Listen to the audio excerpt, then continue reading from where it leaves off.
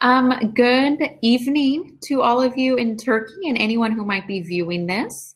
It's about 10 o'clock in the morning in California, and I am here today to talk to you a little bit about international education with full cultural immersion. First of all, happy Ramadan to everybody, and I really hope that everybody's doing okay during this time. It's certainly challenging, but it's great to see how everybody is supporting each other. And we know that international education is still important, and it will still be something that we aspire to do when the world is able to go back to normal. My name is Kristen Kelly. I am the International Marketing and Recruitment Manager for the University of California, Irvine's Division of Continuing Education. And I will be able to explain all of this a little bit more.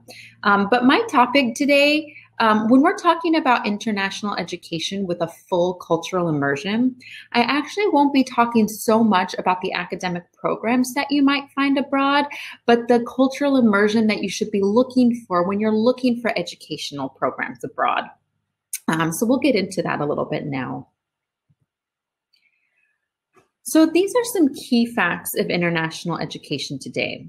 Now, I really doubt that any of this will be very new to anybody. As we have been living our lives, we've been able to see the effects of globalization.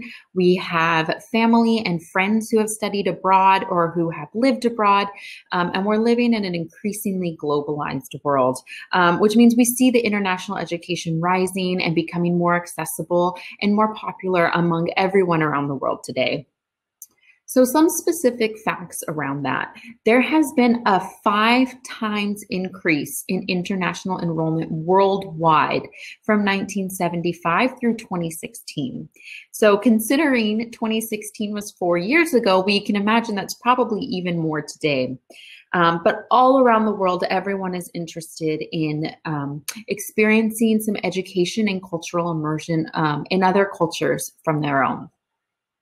In 2011, it was the first year that international undergraduate enrollments outpaced graduate.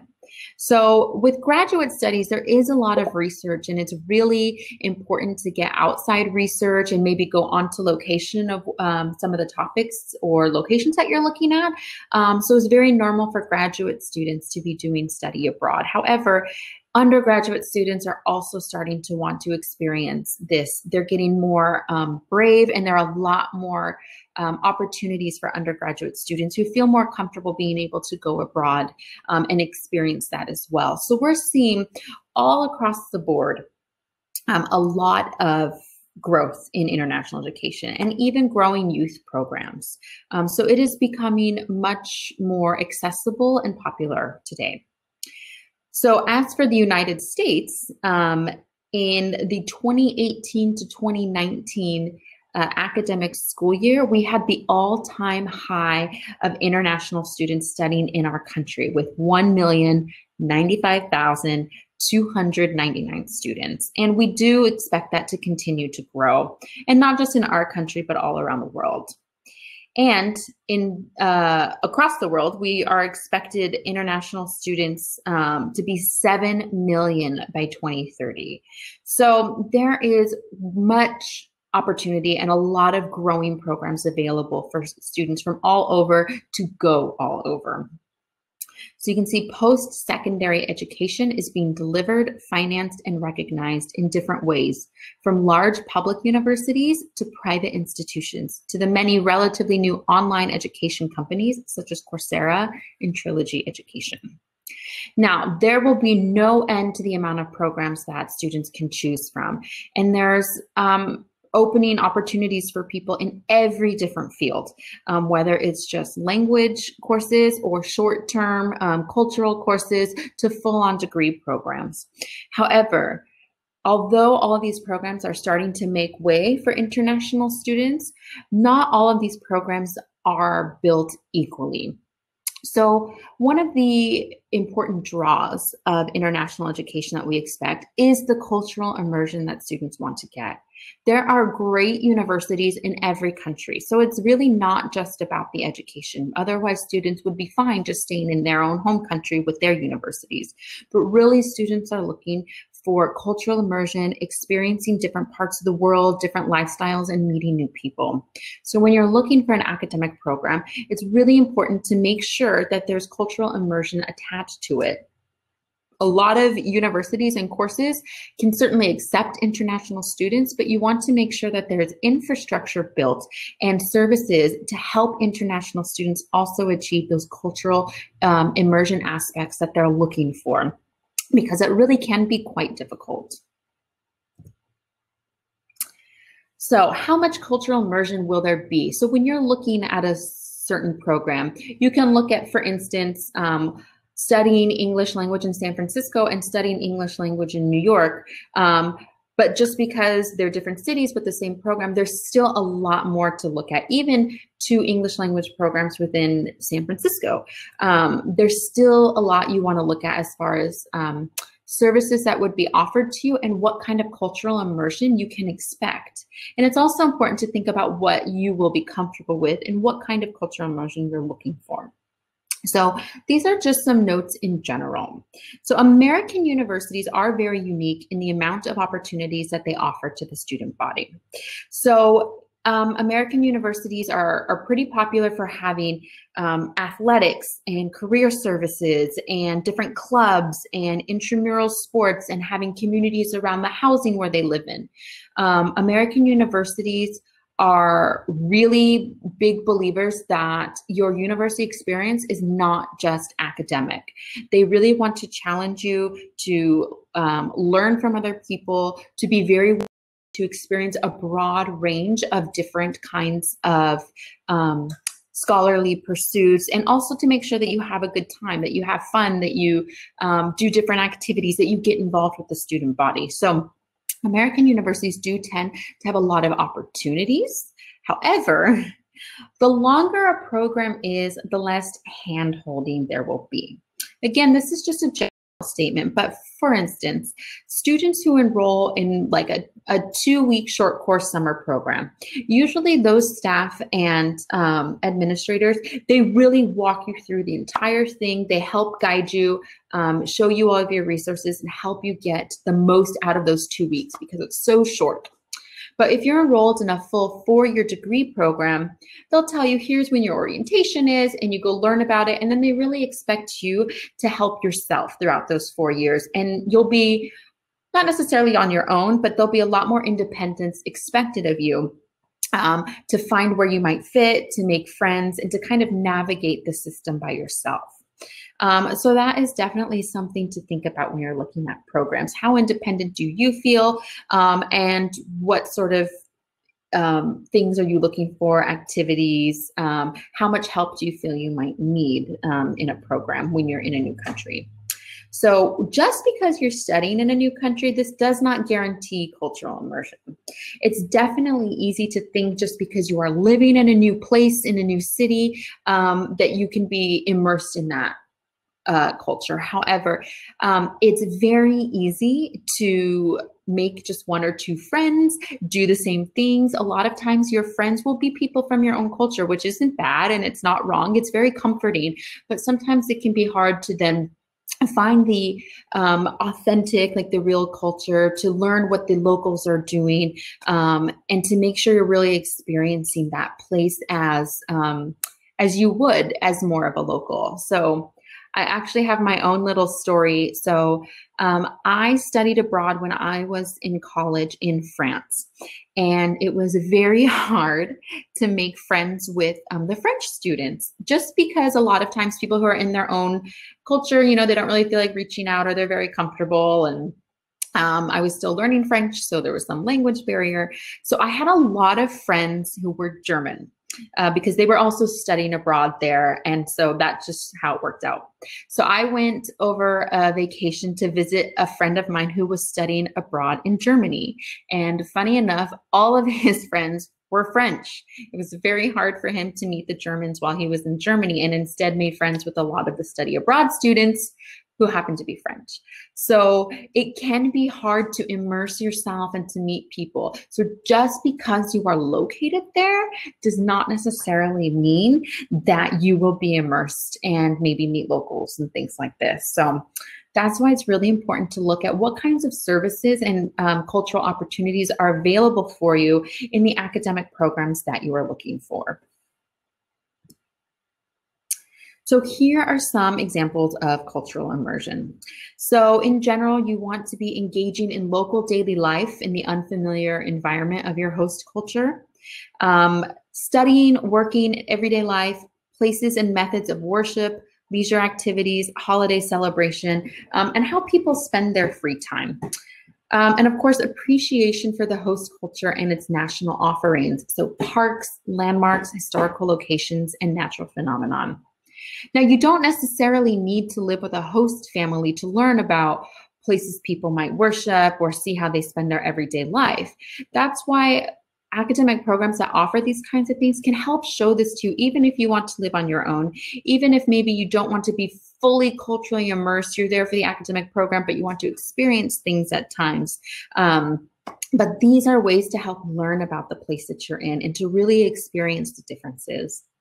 Some people have learned about what they call the cultural iceberg, and that is when the tip of the iceberg, the little part that you can see, are things that are obvious to us. A different language, different styles of clothing, things like this.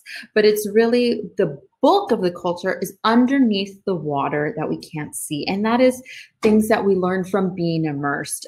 How do they value their time? How can I tell how they're valuing their time?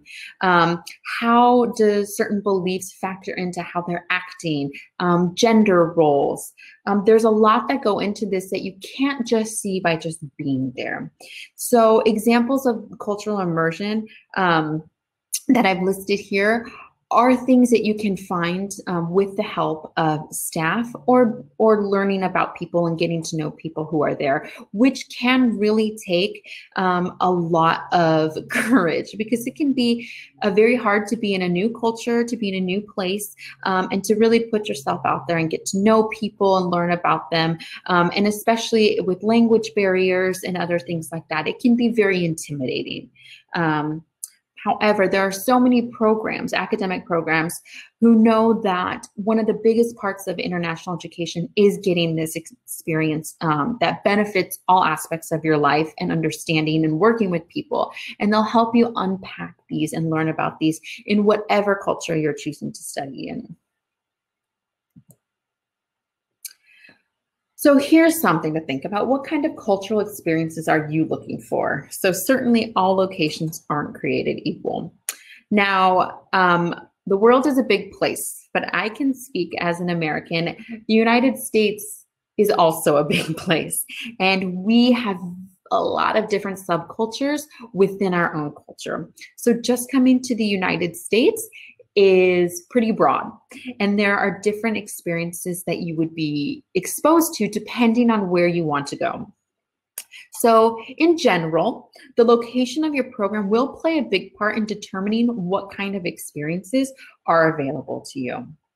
So studying in big metropolitan cities, where maybe there's a lot to do, but it's also very international. So you're also surrounded by a lot of international people, and things might not feel very quote unquote American because it is so international. However, studying in a small town in Texas will be very different. You might see them going to church on Sundays, or spending free time with church groups, or having different barbecues, or going to rodeos. And it's really, where are you looking to experience? Many people know about American culture and a lot of these vast differences, but it's definitely worth exploring because there's more to the United States than New York, California, and Texas. For instance, the Pacific Northwest is very what we call outdoorsy, a lot of hiking. They have a lot of mountains and waterfalls, and it's very lush. And then we have like the North, which is like, like Minnesota and places where it gets very cold. But it's very what we call kind of like all American and plains, and there's just so many different options of the cultural experiences that you can be exposed to in the United States. And that's to say nothing of wherever else in the world you might want to go. Now, of course, all locations are still valuable and they are authentic experiences. So if you still decide to go to New York City, you might be surrounded in a global, very international experience, but that doesn't make it less American. You're still experiencing the American city, the American way of life, and how people who have come to America live. So it's really not a matter of finding something that's more or less American, just what aspect of the American culture are you looking for? The big time city feel where you can get food at 3 a.m. Or are you looking for a small town, a little more homey, where everybody knows each other, and doing different kinds of like smaller culture or community activities in your free time? And then, like I mentioned, countries as large and diverse as the United States have many different subcultures and lifestyles, just as every country has different subcultures and lifestyles.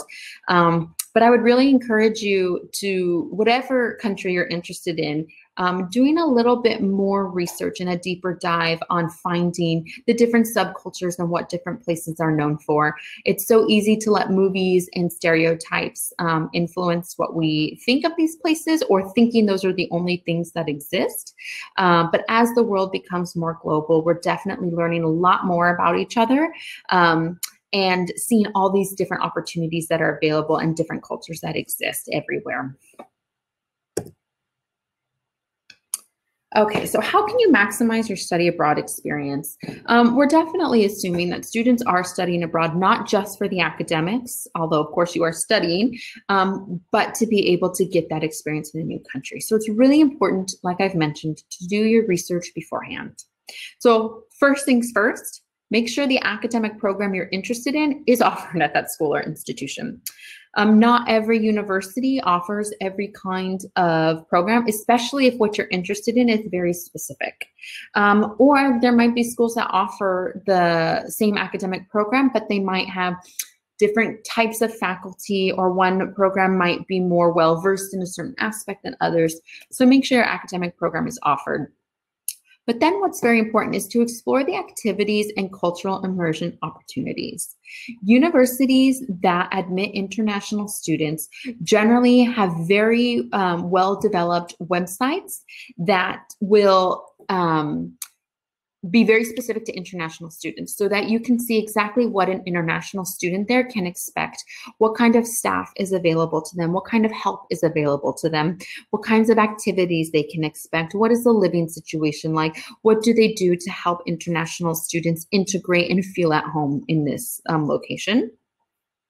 And then you can check out the extracurricular offerings that will allow you to mingle and meet with other students, especially the local students where you are at.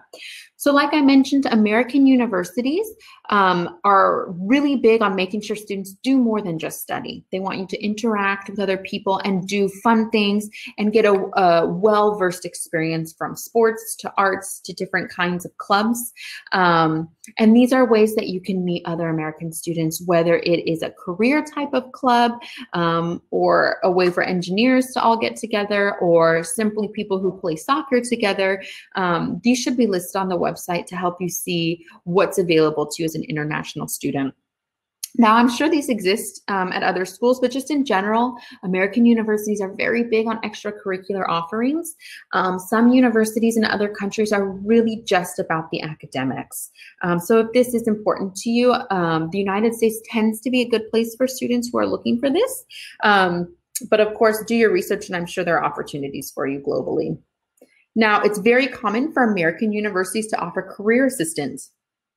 And this is very helpful because this could be a great way for you to get that cultural immersion. When you are an international student in the United States, you may have the opportunity for two different types of career experience. One is called CPT, and this is basically that allows you to do like an internship while you are studying. And then there is OPT, and this can allow you to work in the United States for up to 1 year after your program is completed. So if you qualify for these, then the American universities tend to offer the career assistance to help you develop your resume, go on job interviews, and potentially have internships or work experience in the United States.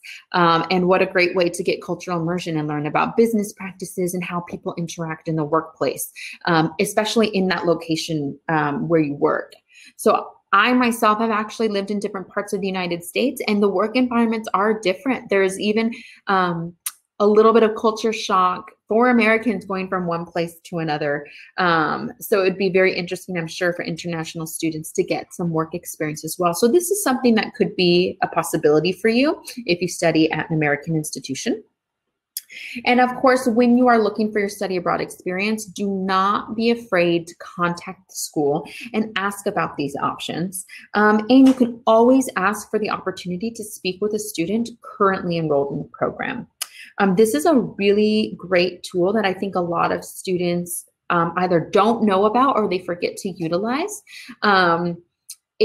The schools are always looking to help you and make sure that you will be the right fit for them. So if you contact them and say you'd like to speak with a student who's currently there to understand their perspective, what is the international student really experiencing? It's usually totally fine. Ask the school and they'll be able to connect you with a student who can help you really understand what it's been like and make sure it's like a good fit for you and something that you'll be interested in as well. So I'm going to show you what I call my American case study. So I'm going to explain to you a little bit about our programs. Because we are so focused on making sure students are culturally immersed and getting the full range of experiences in our programs, I just want to show you this, what we offer to help you kind of be able to see what is available to you and what sorts of things you can expect and look for in your own program of choice. So again, I'll explain a little bit about us for those of you who don't know. We are the University of California, Irvine, and I am with the Division of Continuing Education. So you can see that map right there. That is California. UCI, Irvine is in Orange County, which some people may know. It's in Southern California, which you can see right there. The map isn't totally accurate, but we're about halfway between Los Angeles and San Diego. Very close, of course, to Disneyland and Hollywood. So we're a good Southern California experience, very close to the beach.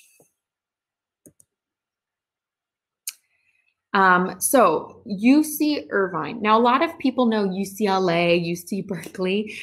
These are all University of California campuses. UC Irvine is also one of the UC campuses. So because we're not in a big city like San Francisco and LA, sometimes we're not as popular, but we're still a very good school that is very popular in the United States, even if not many people have heard of us outside of the US. So the UCI was ranked the #1 best university under 50 years old by the Times Higher Education, the #1 university doing the most for the American dream by the New York Times. We are the #9 best public university in the United States, and Forbes magazine ranked us the #5 best value university in the United States. So it's definitely a great university with lots of opportunities for both domestic and international students. So here's a view of Orange County and Irvine specifically. We refer to ourselves as the UC in the OC. The city of Irvine was ranked the safest city in the United States for 14 consecutive years. It's a really great, safe location for students to come live and study in. As you can see, it's a beautiful location in coastal Southern California. We have a Mediterranean climate, which means warm summers and very mild winters. We are the center of Southern California's tech coast. So most people know Silicon Valley in Northern California. Orange County is becoming what they call the tech coast because they have a burgeoning empire of technology in kind of the Silicon of Southern California. And that's what we're becoming. A lot of great businesses, entrepreneurs, and startups are located here now. There are a lot of great opportunities. Google has offices here, Blizzard Entertainment, which does a lot of video games. There's a lot going on here and it is growing. We have a vibrant and diverse economy. So Orange County would be calculated as the 45th largest in the world if it was its own autonomous operating state. And of course, we are near world-class cultural, shopping, and entertainment destinations, including Disneyland, Surf City, Angel Stadium, where the Angel baseball team plays, and a lot more. We also are able to do quick trips to like Las Vegas, San Diego, Los Angeles, and San Francisco. So we're around a lot of great areas within the United States. So as I mentioned, we're with the Division of Continuing Education. So here at our division, we offer English language programs, accelerated certificate programs, internship experiences, and OPT, which is the opportunity to work in the United States after your program, university preparation programs, 4-credit university exchanges, and summer youth programs. Now, again, I'm not going to concentrate too much on the programs because this is really about the cultural opportunities, but these are a wide range of programs that we offer to international students. So there's really a big range of students who come for short-term, long-term, professional, academic opportunities, and we want to make sure that all of them have the possibility to get the full cultural immersion while they are studying with us. So I believe I have a video here, if I can play it for you. Here we go.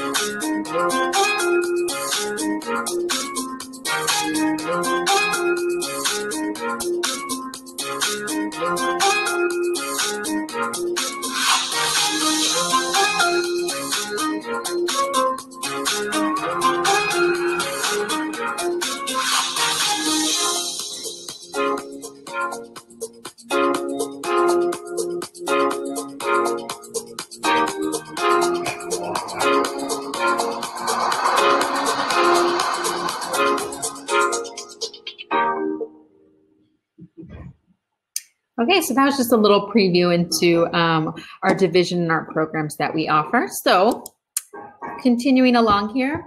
So our services, no matter what program that you are enrolled in, we offer academic advising, immigration counseling. We give you the option for an airport pickup. We have student support advisors available 24/7 and health insurance. Now, this is probably what you can expect pretty much from any university that you study with, maybe not the airport pickup, but you should have academic advising and immigration counseling available to you as an international student. However, we also have a lot of extras that we make sure our students know about and can get involved in if they want. So we have educational and recreational activities.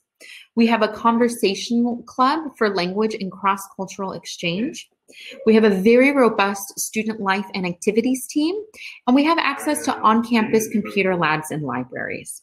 Now, all of these opportunities and these extras, these are done for the international students, but they also, we have our student workers who are the fully matriculated American students who are involved in these, so that they can help you navigate the UCI culture and you make sure that you get those experiences with the American students here.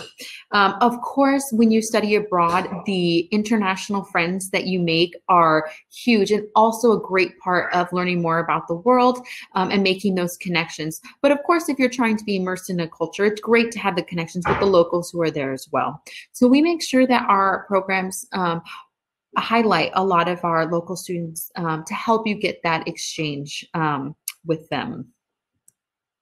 So this is actually our student life and activities calendar from February 2020.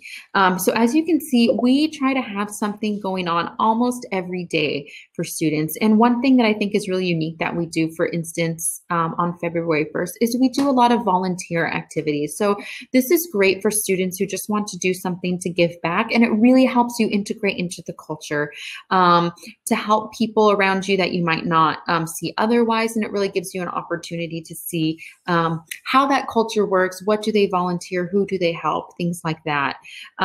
We have weekly, the Blab is the bag, lunch, and babble. So that's a great conversational opportunity for students to mingle and practice their English. Sports events, and then they go to the UCI activities, the sporting events that are going on. And then we do some even bigger trips to help you experience the greater United States around us. So you can see they went to Universal Studios. They did a San Francisco trip over the weekend. They do Hollywood and LA tours, Disneyland. They've done trips to Las Vegas and the Grand Canyon. So we really try to do a lot every month to make sure that students who are interested in getting involved, meeting other people, and really seeing what that whole Orange County and United States area around them is like, have that opportunity to do it. And what's really great is some students who take part in these activities, they meet other students that they become really good friends with that can help them integrate, and then they might plan some of these things on their own. All of these, of course, are very optional. You don't have to do any of them, but we do give you that opportunity if you want it. These are just some pictures of some of our students on some of these activities that you can see going around the United States. And then, of course, just some accolades from our UCI students. So we've actually had 56 anteaters competed in the Olympics. That probably makes no sense, but the UCI mascot is an anteater. His name is Peter the Anteater, so that's what we call our students and our alumni. They're anteaters. We've had 56 of them in the Olympics. But so there's a lot of great opportunities here, if I haven't said it yet. And the housing. So the housing is important too, because where you live and who you will interact with will also play a big part in your cultural immersion. So at UCI, you actually have three choices. There are the university apartments, homestays, and the UCI campus dorms. And what is really special about these is each one of these offers a big cultural immersion opportunity. So in our university apartments, there are American RAs, we call those resident assistants, who live, they create community events and help you integrate, meet more people, and do different things to help you learn about the local life and maybe experience the apartments a little bit better. So that very top picture is actually the apartments, which are clearly beautiful. Obviously, living in a homestay is a great opportunity to live with an American family and really see how they live and integrate more into their family and their daily life. And then our UCI campus dorms, these are available in summer, and living on campus helps you meet the other on-campus students. And you also have meal plans, so you eat alongside these students as well. So each one offers a very unique cultural immersion aspect to it, depending on which one you're looking for.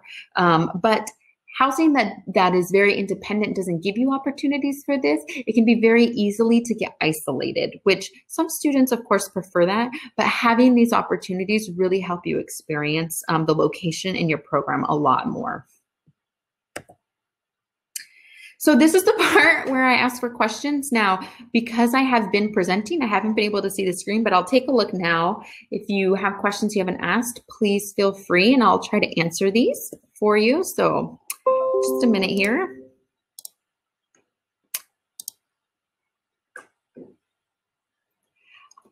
I want to ask about universities' fellowship offers, and can you explain becoming graduate assistantship in your university? So with University of California, Irvine, well, with most universities, now we're with, let me separate out, the Division of Continuing Education. So those specific programs that I mentioned, I can actually probably go back to that slide and show you. So these English language programs, the certificates, university preparation, exchanges, and the summer programs. Those are the programs that I specifically work with. And those actually, they don't have any sort of financial assistantship. They are much less expensive than full degree programs, but we do have scholarship opportunities on our website that you can find. But specifically, to talk about the graduate assistantships, for the most part, when you are applying to graduate school in the United States, most all PhD programs and a lot of master's programs, when you apply, you are automatically considered for assistantships and funding. Okay. Usually it's very clear in your application if that is a possibility for you. And all you do is apply like normal, and they will let you know if you've qualified for the assistantship. And normally that comes in the form of working for the university. So for instance, PhD students, most of the time their programs are fully funded, but they need to work as like a TA. So they maybe teach some undergraduate classes, or they help professors with grading and things like this. And this helps them earn the money that pays for their program. Because universities such as UCI, they're very big and they're divided into different subsections. So they have, for instance, the School of Education, School of Engineering. Each school gets to set its own rules. So it's really important to check with that school specifically what their rules are with the assistantship, because it's very different for each one. Each school gets its own amount of funding to give to students. So they decide how much to give and to whom they could give it to. So to look into fellowship opportunities and graduate assistantships, I would really recommend reaching out to the program that you're interested in particular, and they could let you know very specifically what sorts of opportunities for financial assistance are available to you, because it's so different. For instance, if you're applying for a master's of education versus like a PhD in engineering. So research the program and be sure to write to them. Everybody is still very connected in answering emails, and I'm confident you would get an answer pretty quickly. So my next question is, I would love to ask about scholarships. Do you give 100% scholarships for undergraduate students? So again, for the undergraduate program, so like for the bachelor's degrees, the University of California, the whole school system is a public university, which means that it's funded by the federal government. So they are not able to give any sort of financial assistantship to international students. All of their funding has to go to domestic students. However, all of the universities of California have a lot of great resources on their websites to help international students, and all students actually, find scholarships. So they keep a database of places where you can apply to get funding, places where previous students have gotten awards from, and a lot of different places to look for the scholarships. But in general, public universities such as the University of California cannot give scholarships to international students. But again, the Division of Continuing Education, our programs are much less expensive. We don't offer bachelor's degrees, but we do have, for instance, university preparation programs and some other opportunities that could be a good stepping stone for you if that's something you're interested in. And my other question, is there a faculty of dentistry for undergraduate education? So, at University of California, Irvine, no. However, medicine is done a lot differently in the United States than some other places. So for the most part, students do not study medicine as an undergraduate student.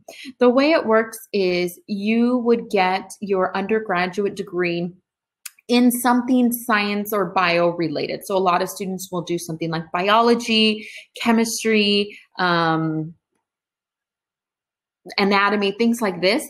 And then they apply for graduate school in a medicine program. So then that could be specifically to a dentistry school.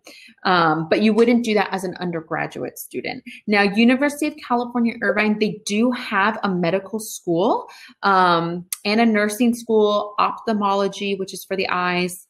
I don't think they have a dentistry program though, but for the most part, if you're interested in dentistry and coming to the United States, you would do your undergraduate degree in anything science related, and then you would apply to dentistry as a graduate student. So actually, just a personal story, one of my roommates in college, she did her undergraduate degree in biochemistry, and then she went to graduate school to become a dentist. So it's not something that you start until graduate school. And let's see what else here.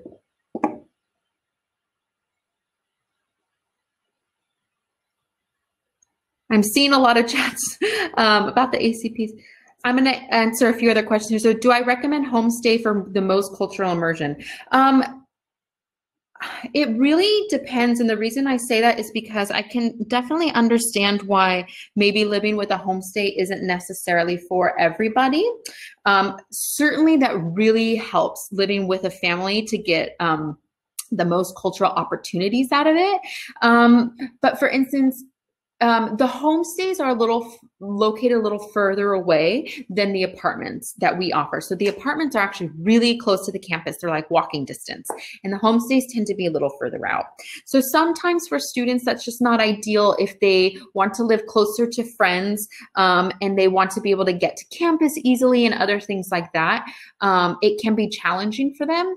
However, what I think is really a great opportunity for a lot of students is that they if they're staying for more than one quarter, they might do one quarter with a homestay and then the next quarter in like university apartments with a friend. But it's totally up to the student. Some students really love the homestay experience, and some students prefer to live in the apartments, be a little bit more independent, and then take part in a lot of the activities to get more cultural immersion. I've definitely seen students thrive in all different situations. And one of the great things about the homestays is you usually make a great connection with the families, and you're still friends with them even after you live with them. So moving to the apartments doesn't mean you don't see them anymore. And a lot of times they still like invite students to do things with them. But certainly that's a really authentic experience that is probably the most direct as far as the other ones. But I can understand too how maybe some students prefer to be a little bit more independent. What do you recommend prospective students to adapt to the local culture faster and deal with culture shock? That's a great question. Everyone experiences culture shock in a different way and to a different degree. I think it's really important, of course, to have an open mind. And also this seems kind of counterintuitive.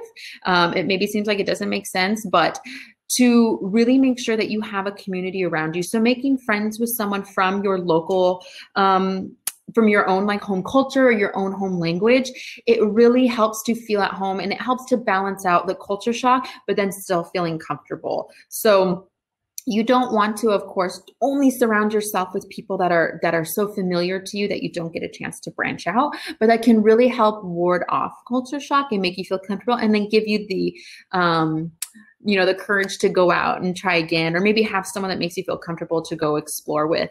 But definitely jumping in as soon as you can and having an open mind is really helpful in getting through the culture shock faster. But it's a process, and you definitely can't do it all in one day. And there's still culture shock even years after students have been here. So it's really something to just be prepared for and find ways to help you cope and feel familiar even when it can be challenging. Another question. So there is some scholarship opportunities for postgraduate programs. Yes, definitely. UCI Division of Continuing Education does have a scholarship opportunity. And usually in the United States, most postgraduate programs actually come with funding. Almost all PhD programs, doctorate programs, and a lot of master's programs. But again, it's really important to check with that division and that department specifically, because everyone's a little bit different.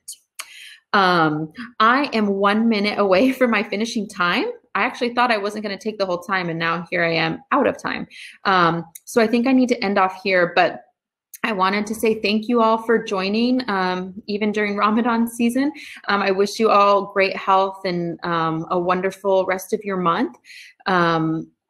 I can easily send emails to you guys if you want more information. This presentation will be up on YouTube, and you'll have our slide. The very last slide I showed has a lot of contact information for us as well.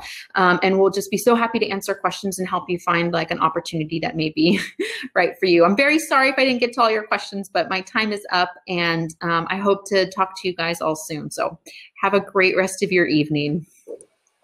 Thank you so much, Kristen. It was very informative. Yeah. I went to the very last minute. I wasn't expecting that. That's great. That's great. You answered many questions and okay, good. Let us know a lot about the cultural immersion. Good. Are you able to send me a list of the participants? Of course, yes. So perfect. Do you have anything else that you want to add before we close this? No, I don't think so. Thank you all so much for joining. All right. That was wonderful. All right. Thank you so much for participating. And I will hope to hopefully see you in Turkey very soon. I really hope so. All right. Take care. Bye-bye. Okay. All right. You too. Bye-bye.